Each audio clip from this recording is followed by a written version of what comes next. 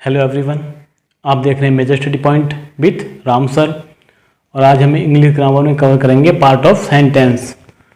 क्या कवर करने वाले हैं हम? Part of sentence. स्टूडेंट, हम क्या कवर करेंगे?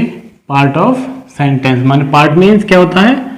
अंग, और सेंटेंस मीन्स वाक्य। पार्ट क्या होता है? अंग, और सेंटेंस मीन्स वाक्य। इसका मतलब होता है ऑफ का की और के। का की क्या अर्थ होता है? तो हमें इसका क्या अर्थ निकलता है? वाक्य के अंग। क्योंकि जो हमारी हेडिंग्स होती हैं उन्हीं को अगर हम सही से समझ लें तो डिटेल समझने में बड़ी आसानी होती है। तो हेडिंग समझना बड़ा अनिवार्य है। हेडिंग पर गौर कीजिएगा, हेडिंग को समझिएगा, उसके बाद में डिटेल होती है वो आसानी से समझ में आ जाती है। तो इससे हमें मालूम पड़ा कि वाक्य के अंग। तो वाक्य के मुख्य रूप से दो ही अंग होते हैं। एक तो होता है हमारा सब्जेक्ट और दूसरा होता है प्रेडिकेट। एक क्या होता है स्टूडेंट्स? सब्जेक्ट, और एक होता है प्रेडिकेट। सब्जेक्ट क्या होता है? सब्जेक्ट क्या होता है? सब्जेक्ट होता है कर्ता। कर्ता, कर्ता किसे कहते हैं? किसी भी कार्य को करने वाला व्यक्ति। किसी भी कार्य को करने वाले को कर्ता कहते हैं। प्रेडिकेट, प्रेडिकेट क्या होता है? प्रेडिकेट होता है विधेय।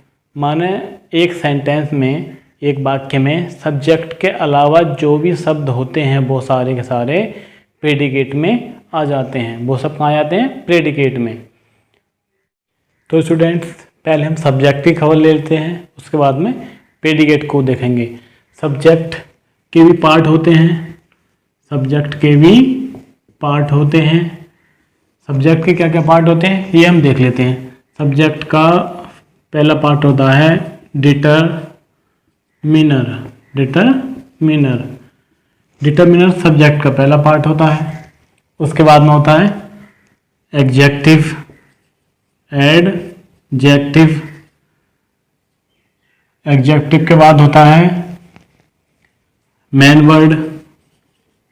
मैन बर्ड, मैन बर्ड जिसे कि नाउन या प्रोनाउन भी कहते हैं। मैन बर्ड वो होता है जिसे कि नाउन और प्रोनाउन भी कहते हैं। उसके बाद में होता है एडजेक्टिव। एडजेक्टिव फ्रेज, उसके बाद क्या होता है? Adjective phrase. ये सब्जेक्ट के पार्ट होते हैं। डिटरमिनस, डिटरमिनर मीन्स क्या होता है? निर्धारक, जो कि किसी चीज को निर्धारण करता हो। एडजेक्टिव आप जानते ही हैं, विशेषण होता है। एडजेक्टिव विशेषण होता है। मेन वर्ड जो मैंने आपको बताया, इसमें नाउन या प्रोनाउन होते हैं, संज्ञा या सर्वनाम होते हैं। एडजेक्टिव फ्रेज माने विशेषण को पूर्ण करने वाले शब्द। विशेषण को पूर्ण करने वाले शब्द एडजेक्टिव फ्रेज कहलाते हैं। इसका मैं एग्जाम्पल देख लेंगे। एग्जाम्पल देख लेते हैं इसका स्टूडेंट्स, ताकि हमें ठीक से समझ में आ जाए। एग्जाम्पल में लिखेंगे the old man standing in the corner laugh. तुम्हारा एग्जाम्पल है the old man standing in the corner laugh. माने जो किनारे में वृद्ध व्यक्ति खड़ा है। तो इसमें जो द है वो क्या है? डिटरमिनर, निर्धारण करने वाला शब्द। जैसे कि आर्टिकल सभी आ जाएंगे। ए एन भी हो सकता है, यहाँ पे ए भी हो सकता है, दा भी। और उसके अलावा हिज वगैरह, जैसे हिज आ जाते हैं डिटरमिनर में। और भी कुछ बहुत सारे शब्द हैं। तो यहाँ पे द हमारा क्या है?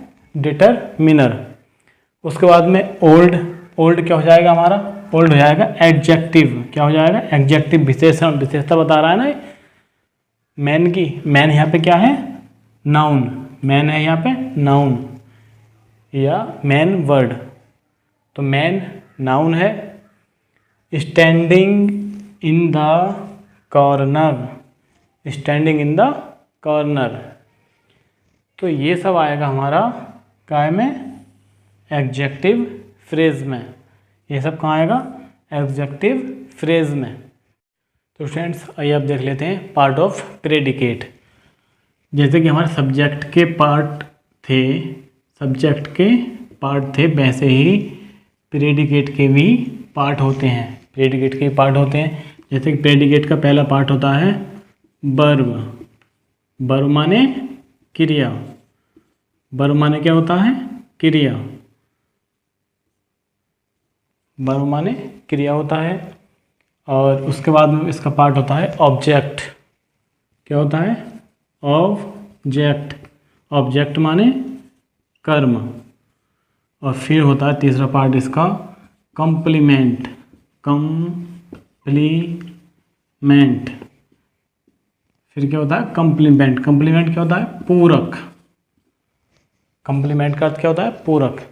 तो वर्ब को आप जानते हैं, इसका भी एक एग्जांपल देख लेते हैं।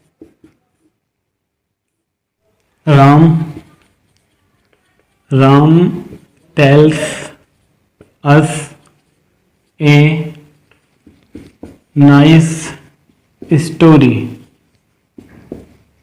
एग्जाम्पल है Ram tells us a nice story. तो इसमें राम जो है, राम क्या है, सब्जेक्ट, कर्ता, किसी भी कार्य को करने वाला। अब देखते हैं वर्ब क्या है, टेल्स मीन्स बताना, कहना। तो बताना क्या है इसमें, हमारा वर्ब। ये है हमारा वर्ब जो कि प्रेडिकेट का अंग है। अस ए नाइस स्टोरी, ये यहाँ तक आ जाएगा हमारा सीधा ऑब्जेक्ट में। कहाँ में आ जाएगा ये, ऑब्जेक्ट में। क्योंकि ऑब्जेक्ट के भी दो पार्ट होते हैं, एक तो डायरेक्ट ऑब्जेक्ट और एक इनडायरेक्ट ऑब्जेक्ट। तो ये जो हमारा अस जो है वो इनडायरेक्ट ऑब्जेक्ट है। अस क्या है, इनडायरेक्ट ऑब्जेक्ट। और ए नाइस स्टोरी डायरेक्ट ऑब्जेक्ट है। अच्छा, कंप्लीमेंट कैसे होते हैं वाक्य में, ये भी देख लेते हैं। उसके लिए हम दूसरा एग्जांपल लेना पड़ेगा। जैसे कि Ashok was a king. Ashok एक राजा था। तो इसमें जो कंप्लीमेंट है हमारा वो क्या है, ए किंग। कंप्लीमेंट क्या है, ए किंग। क्योंकि ये अशोक था, पूरा कौन सा शब्द कर रहा है सेंटेंस को, एक किंग, एक राजा। अशोक एक राजा था। तो मुझे उम्मीद है स्टूडेंट्स आपको पार्ट ऑफ सेंटेंस समझ में आया होगा, सब्जेक्ट के पार्ट भी और प्रेडिकेट के पार्ट भी। मैं आपके लिए ऐसी हेल्पफुल वीडियो लाता रहूँगा। तो उसके लिए प्लीज़ कमेंट कीजिएगा और वीडियो को लाइक ज़रूर कर दीजिएगा। Thank you.